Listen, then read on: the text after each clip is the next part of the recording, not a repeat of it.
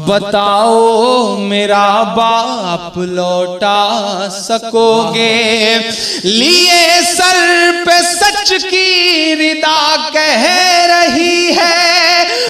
दिल को छू जाने वाली शायरी के लिए मुशायरा जंक्शन को सब्सक्राइब करें। 4 मिसरों से अपनी बात की शुरुआत करता हूं जिन चीजों के लिए या तो बहुत बदनाम हूं या बहुत मशहूर हूं।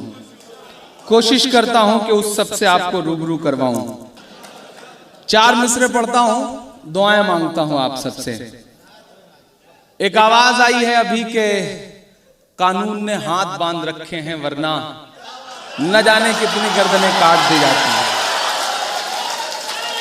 इससे एक बात तो साबित हो गई कि दुनिया कितना ही चिल्ला चिल्ला के कहे कि योग करने से दिमाग ठंडा रहता है, लेकिन यह बात सच साबित नहीं हुई। खुद ही बंदे ने झूठी साबित कर दी इस बात को। मैं 4 मिसरे पढ़ता हूं, मैं नाम नहीं लूंगा, नहीं आप जान जाएंगे कि मैं हरिद्वार वाले बाबा की बात कर रहा हूं। थोड़ा सा वॉल्यूम बढ़ाएं इसका। जो नफरत के सबब उठी थी वो ललकार किसकी थी? यहां से लेकर के वहां तक। जो नफरत के सबब उठी थी वो ललकार किसकी थी? जो नफरत के सबब उठी थी वो ललकार किसकी थी? हमारे खून को प्यासी थी वो तलवार किसकी थी? हमारे खून को प्यासी थी वो तलवार किसकी थी? हमारी गर्दने मत काटिए, बस ये बता दीजिए। यहां से वहां तक एक हाथ उठे। हमारी गर्दने मत काटिए, बस ये बता दीजिए। जिसे तुम पहन कर भागे थे वो सलवार किसकी थी? जिसे तुम भागे थे वो ये कैसी जंग है जिसमें खसारा ही खसारा है? ये कैसी जंग है जिसमें खसारा ही खसारा है?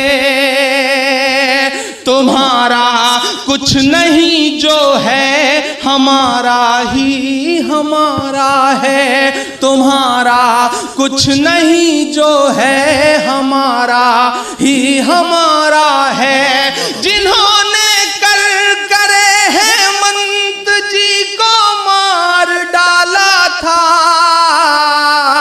उन्हीं लोगों ने ही तंजील अहमद को भी मारा है। उन्हीं लोगों ने ही तंजील अहमद को भी मारा है। उन्हीं लोगों ने ही तंजील अहमद को भी मारा है। कि भला इंसान क्या कोई परिंदा तक नहीं मरता? कोई जांबाज फिर बेमौत यूं नाहक नहीं मरता? कोई जांबाज फिर बेमौत यूं नाहक नहीं मरता?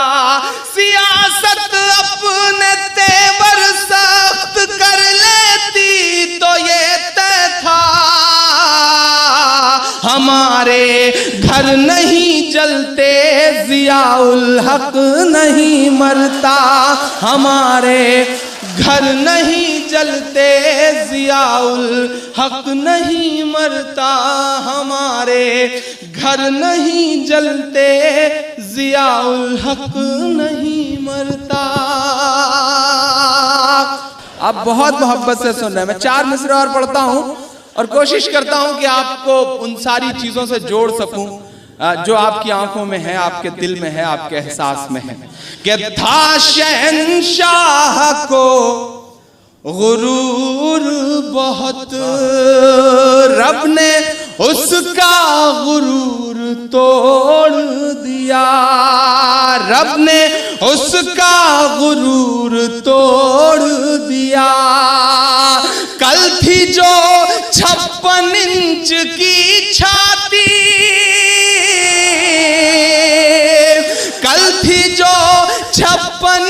की छाती, एक कन्हैया ने सब सिकोड़ दिया, एक कन्हैया ने सब सिकोड़ दिया, एक कन्हैया ने सब सिकोड़ दिया। बहुत शुक्रिया, बहुत शुक्रिया। मैं कोशिश कर रहा हूं कि दोबारा के बजाय ज्यादा सुनाऊं। कई लोग ऐसे हैं जो सप्लीमेंट्री से पास हुए हैं, उन्हें बिना दोबारा के समझ में नहीं आता, लेकिन उनका हुक्म है तो मानना भी पड़ेगा, क्योंकि इधर वो लोग बैठे हैं जिनसे पेमेंट भी लेना है।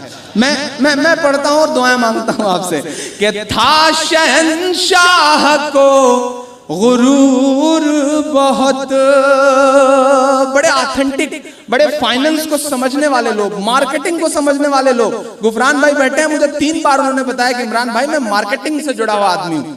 तो मुझे एक चीज याद आई कि एक बार हम और गुफरान भाई ट्रेन में सफर कर रहे थे साहब, 3 लड़कियां नीचे बैठ के बात कर रही थी शादी के सिलसिले में।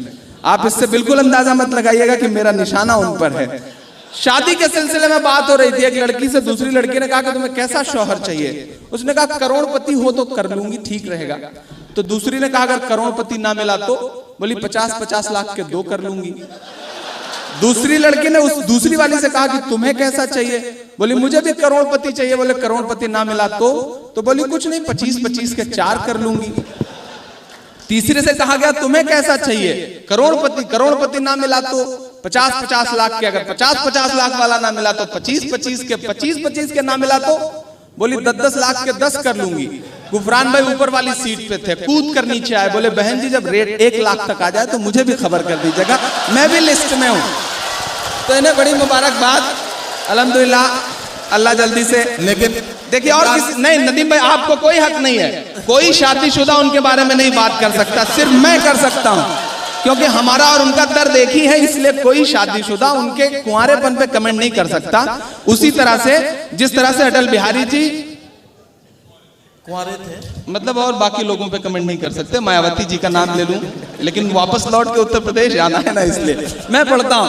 था शहंशाह को गुरूर बहुत, रब ने उसका गुरूर तोड़ दिया।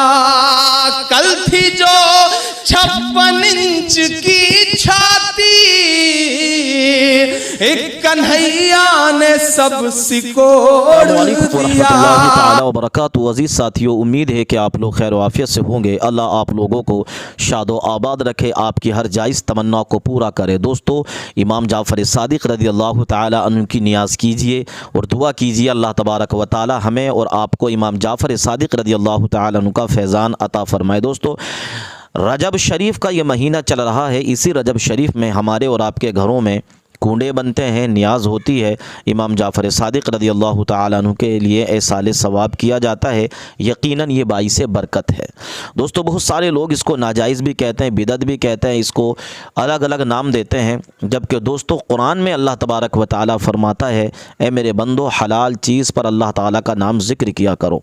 हमारे मुल्क हिंदुस्तान के अंदर 22 रजब की रस्म एक ज़माने से चली आ रही है और मुसलमान इस रस्म को मनाते चले आ रहे हैं।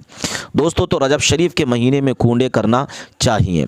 अब ये ज़रूरी नहीं है कि 22 तारीख़ ही को हमें इमाम जाफ़र सादिक़ रज़ी अल्लाह ताला अन्हु के नाम की नियाज़ करानी है। इस महीने में किसी भी तारीख़ में, एक से लेकर किसी भी तारीख़ में इमाम जाफ़र सादिक़ की आप नियाज़ कर सकते हैं। महीना तो छोड़िए, साल में किसी दिन भी अगर आप चाहें तो इमाम जाफ़र सादिक़ रज़ी अल्लाह ताला अन्हु के नाम की नियाज़ कर सकते हैं।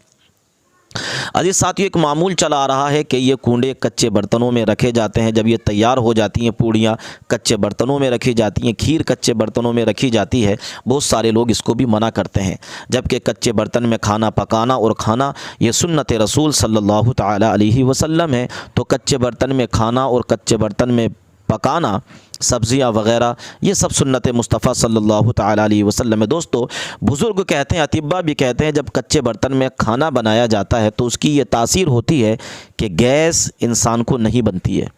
आजकल जो हमें और आपको गैस की शिकायत होती है, तो अतिब्बा यही कहते हैं, चूँकि आज अलग अलग तरीके के बर्तन चल रहे हैं जिसकी वजह से हमें और आपको गैस की शिकायत हो रही है। फरमाया गया कच्चे बर्तन में खाना सुन्नत रसूल सल्लल्लाहु ताला अलैहि वसल्लम है, उसी में बनाओ, उसी में खाओ, ये तुम्हें गैस की बीमारी से दूर रखेगा। तो अजीज़ साथियों, तो इमाम जाफ़र सादिक़ रज़ी अल्लाह ताला अन्हु की 22 रजब को ही नहीं, पूरे महीने में किसी दिन भी नियाज़ बना सकते हैं। अब ज़रूरी नहीं है, जो मैंने आपको बताया कि कच्चा कूंडा ही लाना ज़रूरी है ख़रीद कर, बल्कि आपके घर में जो बर्तन है उनका भी आप इस्तेमाल कर सकते हैं, ये भी जायज़ है, मगर कच्चे बर्तन में ये सुन्नत रसूल सल्लल्लाहु ताला अलैहि वसल्लम है। दोस्तों, इमाम जाफ़र सादिक़ रज़ी अल्लाह ताला अन्हु एक पाए के बुज़ुर्ग गुज़रे हैं, औलाद मुस्तफ़ा सल्लल्लाहु ताला अलैहि वसल्लम हैं। इनका फैज़ान हासिल कीजिए, इनके नाम से कूंडे कीजिए, नज़र व नियाज़ कीजिए, बुज़ुर्गों के नाम पर जो हम करते हैं